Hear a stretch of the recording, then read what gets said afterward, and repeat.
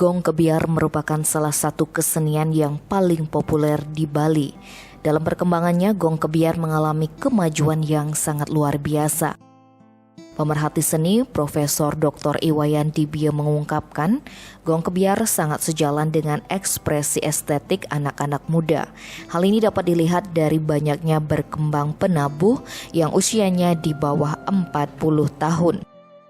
Gong Kebiar menjadi salah satu kesenian yang digandrungi anak muda karena memiliki musik yang dinamis. Selain itu, selalu ada ciptaan tarian baru setiap tahun meskipun banyak di antaranya tidak sampai mengendap.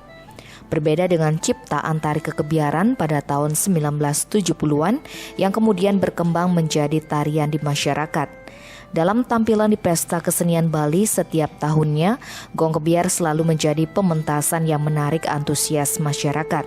Dari pengamatan Profesor Wayan Dibia, ada kecenderungan para komposer muda menciptakan komposisi yang rumit. Tingkat kesulitan bermain yang tinggi inilah terkadang membuat para penabuh tidak saja takut karena berlomba, tetapi takut karena mengemban tugas masing-masing dalam membawakan lagu tersebut. Selain itu, pencipta tari atau koreografer juga membuat koreografi yang rumit, terutama para pencipta yang kurang mengerti musik. Mereka akhirnya hanya menerjemahkan kalimat, pola ritme, dan dinamika gamelan untuk dituangkan ke dalam tari. Berbeda jika seseorang koreografer yang menciptakan tari kemudian diiringi oleh musik. Disinilah ada interaksi pesan tari yang disampaikan oleh musik ataupun pesan musik yang dielaborasikan melalui gerak agar tarian tidak didominasi oleh musik ataupun sebaliknya. Terkait dengan perkembangan Gong Kebiar, salah satu kesenian yang paling populer di Bali, saya harus katakan bahwa Gong Kebiar ini mengalami perkembangan yang sungguh luar biasa. Saya katakan mengalami perkembangan sungguh luar biasa karena dari segi pelakunya, sekarang kita bisa mendapatkan anak-anak muda, anak-anak SD, anak-anak SMP itu bermain kebiar di mana-mana.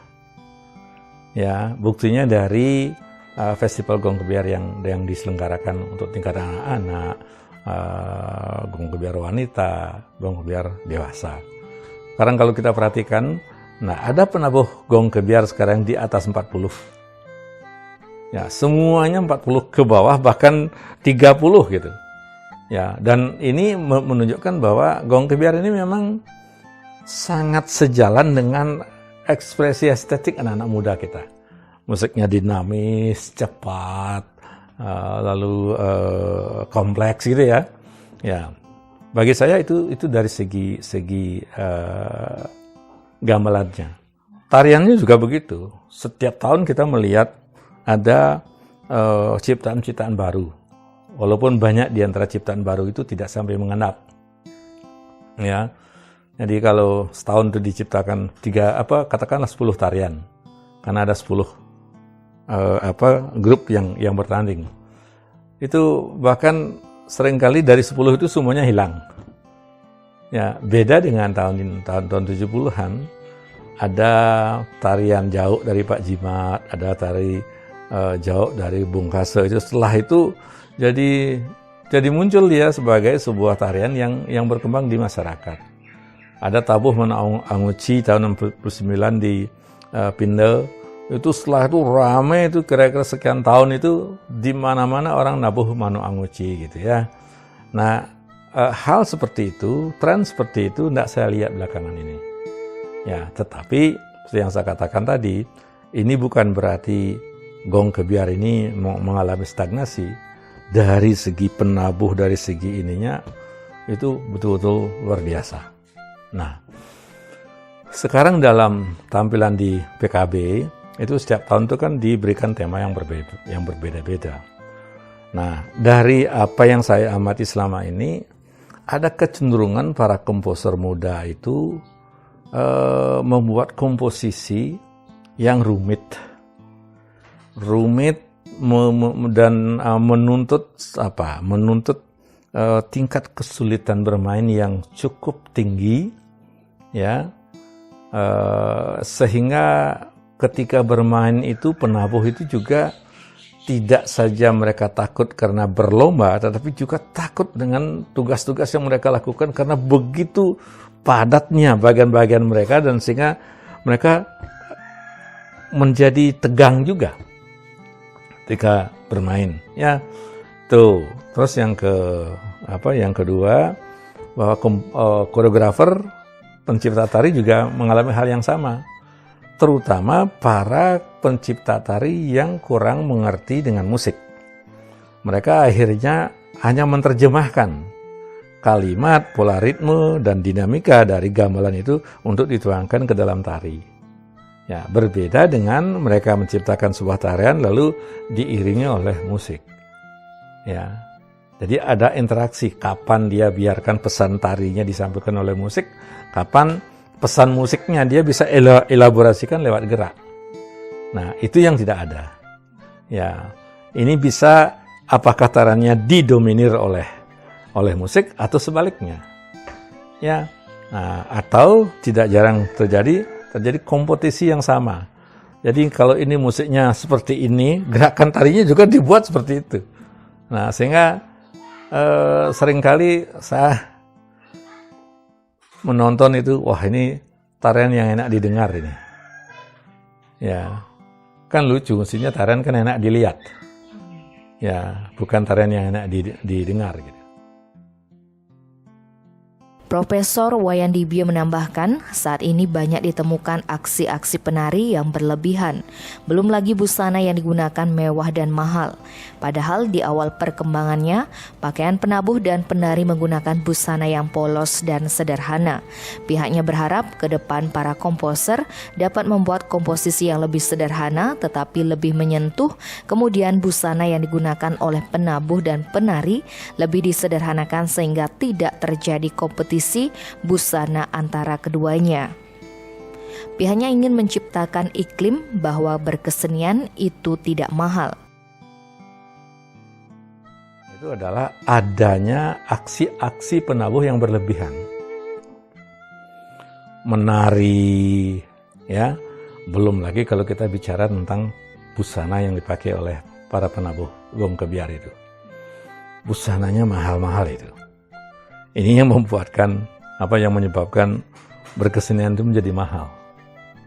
Ya, padahal di awal dulu-dulunya pakaian penabuh ini ya pakaian penabuh, tidak memakai pakaian pengantin.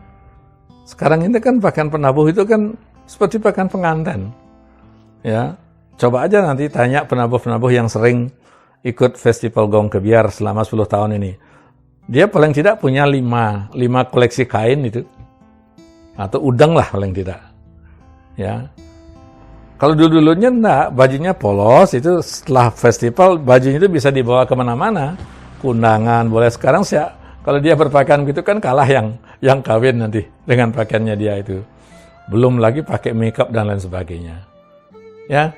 Akhirnya kita melihat dengan satu tanya-tanya, ini orang menabuh apa orang menari nih? Nah, kalau ruang menarinya sudah diambil oleh penabuhnya, nah lalu tariannya itu kan harus lebih ini. Kalau kostum penabuhnya sudah sehebat itu, kostum penari kan harus 2 kali lipat seperti itu. Akibatnya terjadilah kompetisi busana. Nah, kalau kita lihat, akhirnya jadilah dia fashion show. Jadi penari itu tubuhnya dipinjam hanya untuk digantungi atau diikat kostum saja, tidak punya ruang kebebasan untuk berekspresi lewat tubuhnya. Mengapa begitu? Karena tubuhnya terlalu dibelenggu oleh kostum yang dia pakai.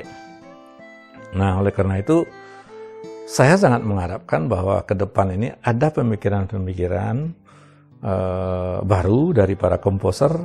Gimana caranya membuat suatu komposisi yang lebih sederhana tetapi lebih menyentuh. 2, penampilan dari gong kebiar itu bisa disederhanakan. Ya, tentu ya pakai udang yang baru, pakai baju yang baru dan lain sebagainya. Tapi tidak usah berlebihan. Karena apa? Kita ingin menciptakan suatu iklim bahwa berkesenian itu tidak terlalu mahal. Ya, tapi kalau dengan berpakaian seperti ini, apalagi segogong wanita itu merias rambut saja dengan ininya itu berapa puluh ribu itu, berapa ratus ribu itu, ya. Biasanya kan yang paling ini itu kan segogong wanita itu yang diberikan agak keistimewaan lah, dimanjakan mereka, sehingga banyak dana yang tersedot ke sana gitu, ya. Nah, jadi ini sebagai suatu saran saja supaya tidak muncul kesan bahwa berkesenian itu mahal. Ya, padahal kita tahu sejak sebelumnya berkesenian itu tidak selamanya membutuhkan dana besar seperti itu. Selama ada kerja gotong royong dari seke, warga desa dan lain sebagainya, sehingga mereka mampu menghimpun suatu sajian gong kebiar yang representatif lah. Tim Bali Express melaporkan.